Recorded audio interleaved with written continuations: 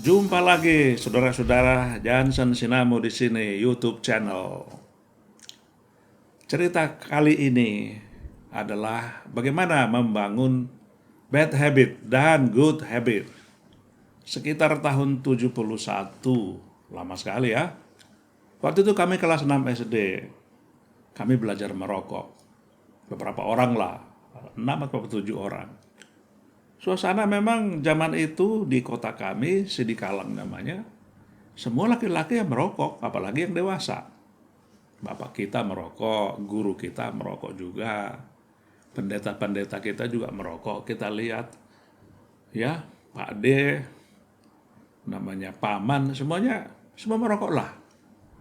Jadi ada semacam mode untuk anak laki-laki remaja untuk juga bisa merokok. Nah, kami pun terkena mode. Ya, sekarang kita sebut tidak baik ya, tapi waktu itu, wah, rasanya smoking is good gitu loh. Kami pun belajar merokok. Caranya kami kumpulkan sedikit uang jajan kami, lalu kami beli sebungkus rokok, lalu kami pergi ke belakang kantor camat. Di belakang kantor camat kebetulan ada beberapa rumpun bambu yang wah lebat sekali, tinggi, jadi cocok tempat bersembunyi. Disitulah kami belajar merokok. Kami nyalakan rokok dan tanpa kecuali berapa tegukan pertama kami langsung pada batuk, tuk tuk tuk tuk tuk tuk begitu.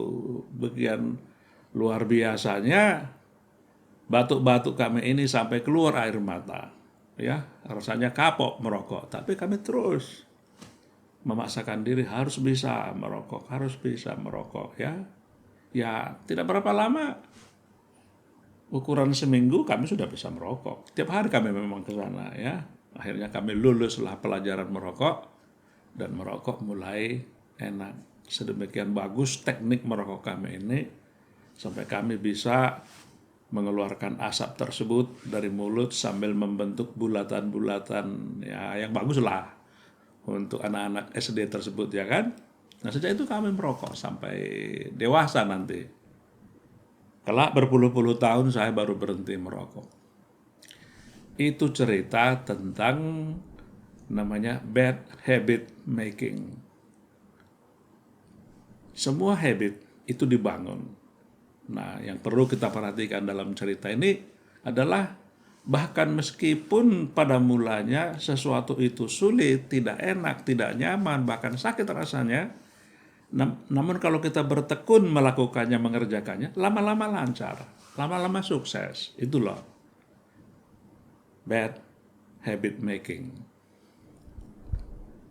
Tapi saya juga punya cerita tentang good habit making juga dalam hal ini menulis.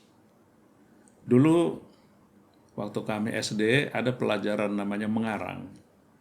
Buku mengarang kami ini bagian dari pelajaran bahasa Indonesia. Sekali seminggu ada pelajaran mengarang. Ada gambar serial di situ apa namanya seperti serial gambar 4 atau 5 atau 6 gambar yang ya gambar saja.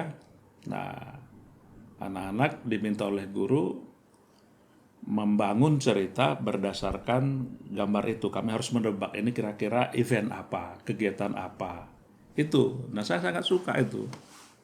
Lama-lama baru SD saja saya sudah pintar mengarang sebenarnya. Ya, pada suatu hari keluarga si Badu pergi ke ladang, misalnya openingnya. Dulu itu favorit cara menulis pada satu hari. Ya, puluhan tahun kemudian, ketika saya sudah menjadi guru, menjadi trainer how to speak effectively pada lembaga training paling top di dunia di zamannya, namanya Dale Carnegie Training. Ternyata juga mereka menggunakan teknik itu untuk memulai cerita yang saya singkat dengan Sate Super. Saya teringat suatu peristiwa. Sate Super. Lalu dari sana kemudian meluncur kalimat-kalimat beruntun membentuk paragraf, membentuk alinea, membentuk cerita. Nah, di zaman SD itu adalah membangun cerita, diharapkan oleh guru, kami anak-anak SD bisalah menulis barang 1 halaman atau 2 halaman. Saya termasuk murid yang pandai bercerita berdasarkan gambar-gambar dalam buku pelajaran tersebut. Sedemikian pintar saya nanti mengarang. Pada waktu lomba mengarang kelas 2 SMP, ketika kemudian saya SMP, ada lomba mengarang sekabupaten. Saya terpilih menjadi juara 1. Karangan saya terpilih menjadi juara 1. Nah, ini adalah good habit making. Semua kegiatan manusia, semua pekerjaan manusia, pada akhirnya adalah habit. Apakah itu good habit atau sebaliknya? Saudara, sekitar tahun 90 muncul sebuah buku yang luar biasa, yang kemudian nanti salah satu buku paling populer di dunia, namanya The 7 Habits of Highly Effective People. Stephen Covey pengarangnya. Stephen Covey menjelaskan ada 7 habits yang semestinya dipunyai oleh setiap orang untuk berhasil. Maka judul bukunya The 7 Habits of Highly Effective People. Waktu saya baca, saya terkagum-kagum dengan buku ini. Tidak lama kemudian di seluruh dunia muncul pelatihan ini tadi, The 7 Habits ini, termasuk di Indonesia juga sampai hari ini. Nah, sama seperti merokok tadi adalah sebuah bad habit, sebenarnya hate speech itu juga sebuah habit. Mencerca dan mencaci, mengeluarkan kalimat-kalimat jelek lah katakan di sosmed, itu pun bad habits. Janganlah kembangkan bad habits seperti merokok tadi, ya. Hari ini pun di musim COVID ini, bad habits lah yang membuat orang kemudian rentan bahkan kena terhadap virus coronavirus. Yang dianjurkan pemerintah itu, dewasa ini buat kita, ya, jaga jarak, cuci tangan, hand sanitizer dan sebagainya, itu adalah sebuah habit juga. Kita sedang membangun habit baru, dalam hal ini habit bersih, habit sehat, kebiasaan sehat. Itu hanya dengan habit bersih, habit sehat, kita terhindar dari coronavirus ini dan secara bersama memutus peredaran atau penularan virus ini.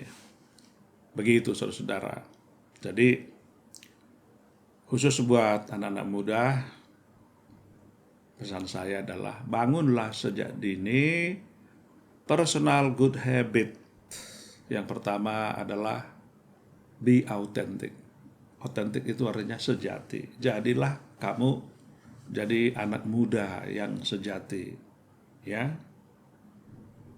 Artinya sejati itu adalah tidak berpura-pura, tidak berpretensi, tidak suka pakai topeng, jujur dari dalam hatimu. Otentik namanya, sejati namanya. Ke depan, anak muda yang membangun habit of authenticity akan tampil menjadi pribadi yang memukau. Karena dalam masyarakat kita, pribadi yang otentik itu sangat sedikit. Yang kedua adalah honesty, yang jujurlah. Jujur soal laporan kerja, jujur soal laporan keuangan. Yang ketiga adalah bertanggung jawab, termasuk yang sederhana-sederhana, yakni ketepat waktuan, tepat waktu mengembalikan buku yang dipinjam, tepat waktu mengembalikan uang yang dipinjam, tepat waktu hadir pada pertemuan yang sudah disepakati bersama, ya semacam itu. Nah, tentu untuk melakukan habit yang positif ini, membangun habit yang positif ini tidak sesusah merokok, I tell you. Karena merokok itu penuh penderitaan. Toh kami bisa juga merokok waktu itu. Saya kira Anda yang menonton sekarang pun mungkin sudah senyum-senyum karena Anda pun saya kira di masa lalu terlibat juga dalam bad habit making ini bersama teman-teman Anda, ya kan? Itulah pesan saya buat anak-anak muda. Untuk para pekerja mapan, para senior, para manajer, saran saya adalah untuk membangun spesifik good habit dalam kaitannya dengan leadership. Semua kita yang sudah katakanlah mapan di kantor kita menjadi manajer, menjadi supervisor, menjadi leader atau lebih, selalu diharapkan 4 habit utama sebagai manajer, sebagai leader. Yang saya singkat untuk gampangnya itu namanya RSCM. RSCM. Bukan Rumah Sakit Cipto Mangunkusumo, tetapi R itu adalah artinya role model ya. Jadi sebagai manajer tampilkanlah diri Anda, bangunlah habit sebagai model terhadap sekeliling Anda, terhadap junior-junior Anda. Itu role model. Kita harus sadar senantiasa bahwa kita ini ditengok orang. Kita ini ya katakanlah di center orang oleh para junior kita. Gimana nih bos saya ini, pimpinan saya ini. Nah, kalau mereka selalu memergoki kita sebagai role model, ya itulah leadership yang bagus. Yang kedua, habit support giver. Tadi RCM ya. Ini S sekarang, support giver. Seorang pemimpin, seorang manajer, seorang senior diharapkan selalu bisa memberi support, memberi bantuan, memberi pertolongan kepada anak buahnya. Ya. Paling tidak mensupport secara moral, support secara emosi. Sehingga junior-junior kita yang bekerja di kantor menghadapi berbagai masalah dalam menuntaskan pekerjaan mereka, mereka selalu melihat, mereka selalu percaya bahwa atasan mereka mensupport, mendukung, ya.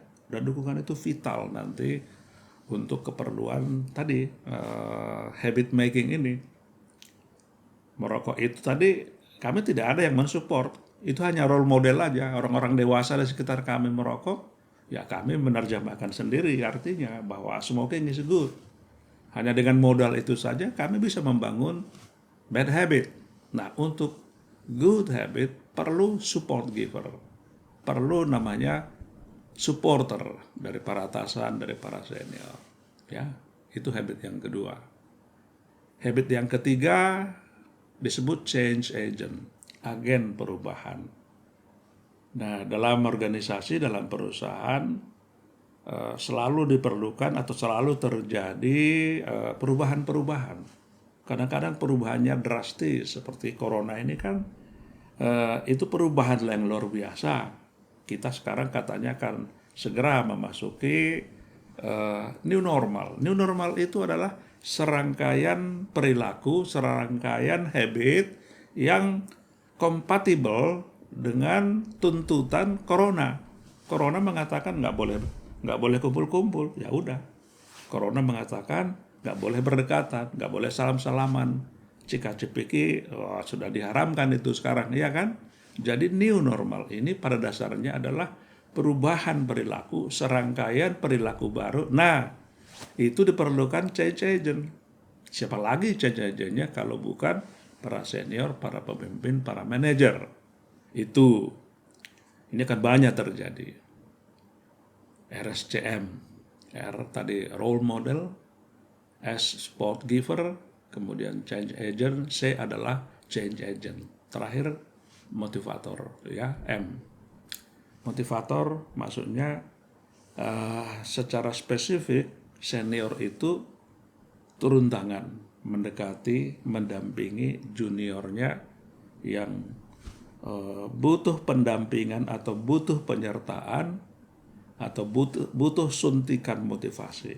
kerap kali para junior kita yang bekerja itu masalahnya adalah kurang motivasi, terutama menghadapi pekerjaan-pekerjaan yang sepi, menghadapi pekerjaan-pekerjaan yang monoton, menghadapi pekerjaan-pekerjaan yang challenging, ya. Dan secara umum pekerjaan yang semacam ini kurang ditengok, kurang spotlight. Nah, di situ butuh pimpinan, para senior memberi motivasi.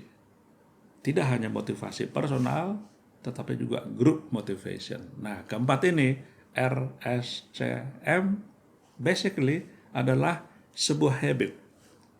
Role model adalah habit, support giver adalah habit, change agent adalah good habit juga, begitu juga motivator adalah good habit. Itu sarannya buat para manajer.